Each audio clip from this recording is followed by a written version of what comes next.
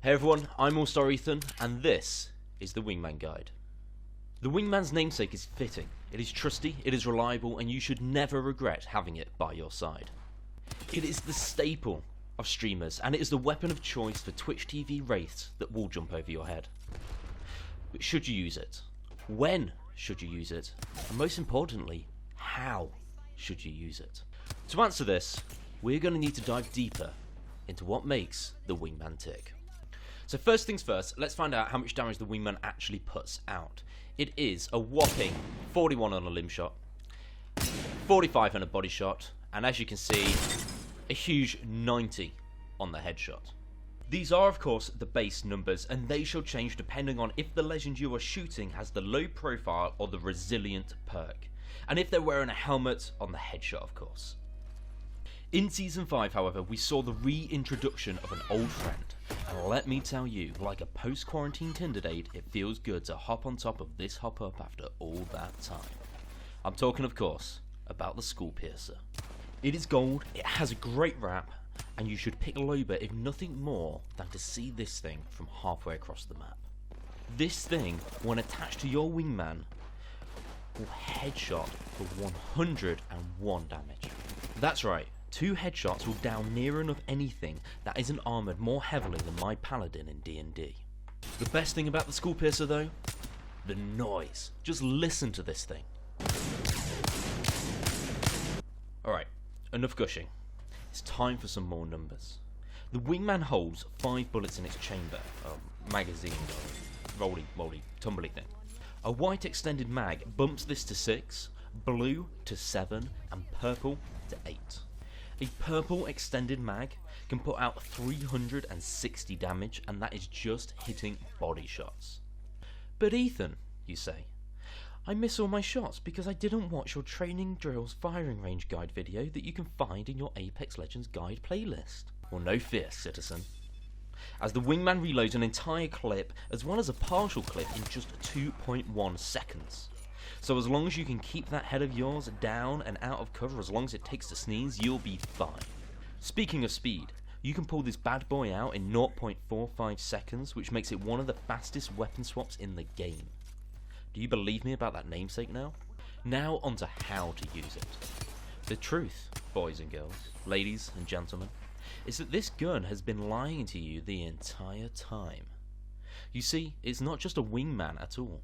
In fact, it has its own TV show where it stars as the titular main. What I'm getting at is that this thing can be used all over the place. The bullet drop-off on this thing is near minimal, meaning you can be damn sure that slapping a 2x bruiser on it and using it as a sniper is completely viable. It is also a heavy weapon, and you all know what that means. It has stopping power. It can slow down any legend without fortified. So if you've got someone bouncing around up close and personal and you want to wreck their world, a couple of well-placed shots will burst their kneecaps and pierce their skull. You see, the Wingman, being a pistol, it's got a high strafe speed, even when aiming down sights, meaning you can outmaneuver your enemy whilst using it. Where the Wingman excels though is at mid-range. Being a high-hitting single-fire gun, the Wingman is prime for mid-range peeking, dipping back into cover after each shot. But say you want to unload a whole clip into someone faster than Vincent Vega can flush the toilet. Well, to do this, we must look into every tilted player's nightmare: recoil. As you can see here, the Wingman hits its initial shot dead center and then pulls up and to the right slightly for all of its remaining shots. This means that in order to blow someone away the way that Emma Stone blew me away in Easy A, we must aim for their left shoulder and let recoil turn us into headshot gods. The further away the target, the further down their left side you aim. But what sights do you use? Well, that's whatever works for you. I personally like the 1x HCOG Classic, the 2x HCOG Bruiser, and I'll usually take the digital threat so that I can see through the Bangalore smoke and caustic gas. Nothing upsets the gas daddy more than a Wingman shot to the dome through his green safety net. Something that is important to note though is that there are a few skins that have better iron sights, those being the Death Ray, the Merciless Wing, and all of their respective recolors. So if you like the Wingman and you haven't already, I'd suggest that these are what you spend your next batch of crafting materials on. To answer our questions from earlier, should you use a Wingman? Well, of course you should, dummy. When should you use the Wingman? Well, this gun is great from the start and ages like a fine wine when you find a skullpiercer. End game weapon. And finally, how should you use the Wingman? In short, with gall and bravery. In long, by practicing in the firing range. I have a video for that linked at the end of this one that goes over all of that and will help you out. So, what does the Wingman rate out of 10? Accuracy. Barely any bullet drop off and easy to handle recoil, 9.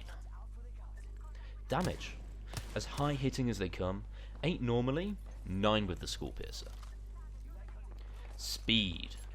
Quick to reload and faster than me to pull out, 8. What about the time to kill? Well, due to it not being fully automatic, and with you having to take the time to land the shots, you're probably going to get mowed down if you try to straight 1v1 someone that's using a fully automatic weapon. However, you should be able to kill them without the need for a reload, so make sure you use your cover and peeking to your advantage as well. It gets a 7. Overall, the Wingman gets an 8.125 out of 10 from me.